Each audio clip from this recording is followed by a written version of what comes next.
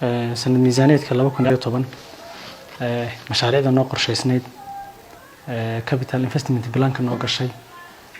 gaar ahaan mashaariicda infrastructure-rada ah mashaariicdaasi waxay ka kooban yihiin 40 mashruuc oo kala duwan 40ka mashruuc 37 mashruuc oo kamid ah sida ahayd bay u qabsoomeen mashaariican marka waxay isugu jiraan mashaariic ka qabsoomay waa ku markaan ka hadlayna dhismayaasha weeyaan kala duwan dhismayaashaas oo CIB-ga galaya ama capital investment plan sidoo kale waxa meesha aan ka maqnayn mashaariicaha UIDP-ga ama mashaariicaha fundiga ah loo yaqaano urban institutional infrastructure development program ama horumarinta kaabayaasha kala duwan ee magaalooyinka lagu horumarinayo si guud mashaariican waxa ugu muhiimsan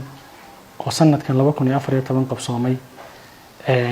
waa markii koobaad magaalada ay yeelato ama loo sameeyo market center xarun ganacsi xarunta ganacsiga ah oo loogu talagalay in looga faa'iideeyo dadka ganacsatada ah si ay meel goobo ama xarumo ay ku ganacsadaan ay yeeshaan meel lahayn jirin hadda ka hor waa meel ku habboon site selection-ka sidoo kale waa meel magaalada dhexdeeda ah xaruntaas mashruucaas uu qabsoomay 100% gabagaba u maraya guriga wadareedyo ayaa ku jiray oo markii iyadana koobaad ee maamulka magaalada uu qabsado guriga wadareedyo isla markaana ay u suura gashay inay qabsoontaan waa 16 guri mashruucan daahitaan xagga hore kaga yimid darteed hada 80% ayuu maraya oo finishing-gii uu maraya isla markaana waxaan rajaynaynaa waqti dhow in dadka danyarta ah aan uga faa'iideysan doono mashaariicda kale iyadana muhiimka noo ahayd ee sanadkan qabsoontay waxaa kamid ah xarun boolis inaan dhisno xaruntan booliska ah baahi jirta awgeed waxaana ka dhisnay goobtii ku habboonayd kaliya deer ayaa dhima deerkaana waxaan rajaynayaa 2015 inaan u qabsoomo si guud mashaariic waaweyn oo soo wareegay kuwa ugu waaweyn ee soo wareegay iyagana inta badan soo jiitamay qorsho wuxuu ahaa in 2014 ay dhamaadaan waxaa kamid ah xafiiska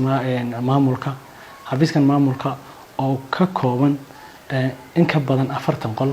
isla markaana u adeegsiin kara 30 xafiis ama 25 xafiis oo kala duwan ay degi karaan laakiin awoodda maamulka ama awoodda councilka oo aad iska kooban ayaa keentay inuu mashruucani uu soo jiitamo mashaariicda kale iyaduna waaweyn iyaduna inta badan soo jiitamaysay isla markaana loo baahan yahay in adeeg bixiyaan waxaa kamid ah bridge-ka ku yaala qurumada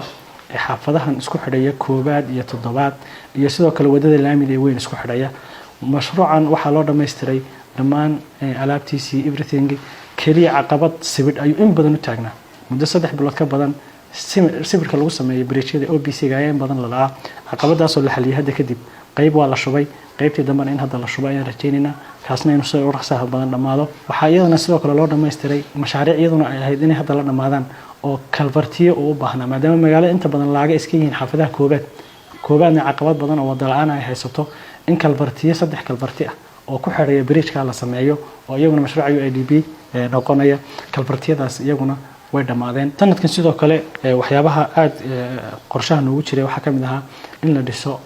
health post xarun caafimaad waxaa goobta ku habboon noqotay goobta baabacada 100 xaafadood ka badan isla markaana adeeg caafimaad aan lahayn jirin hadda ka hor halkaas laga dhisay iyaduna gabagaba ay maraysaa waxa sidoo kale iyadana noo qabsoomay in la ballaariyo iskuulka Dulcad oo qolo lagu daro qorshahagaha oo u iman doono oo ka jirtay dib u habeyn darteed ayaa waxa sababtay in ay koobnoodaan wadooyinka aan bixino xaafadaha marka labaad shanaad iyo afraad oo qayb ayaan wadooyinka bixinay haddaan dhanka UIDP-ga u nimaadno ama dhanka mashruuca UIDP-ga inta badan mashaariicdiisa 95% waa physical weeyaan waa infrastructure u gala 5%na wuxuu galaa capacity building baa lagu talagalay si guud waa mashaariicda magaalada inta badan ka dhex muuqata haddii cobblestone noqoto haddii wadooyinka noqoto cagaarinta haddii noqoto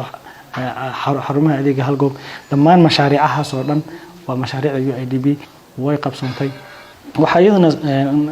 mashruuc muhiim aad u ah magaalada iyo bilicdeeda iyo sidoo kale bulshadaba ayaa isaguna socda waa xarun madadaalo kamalti bar shaqooyin kala duwan inay bixiso dhanka cafeteria dhanka nasashada dhanka socodka walkway ama dadka ordaya oo kale sportiga sameeynaya kala meel ka ordaan oo marmar la dhigay mashruuca ugu muhiimsan sanadkan iyadana qorshaha noogu jiray isla markaana hadda 2-3 bilood kadib aan rajaynayno inuu dhamaado daraasaad badan oo sameeynay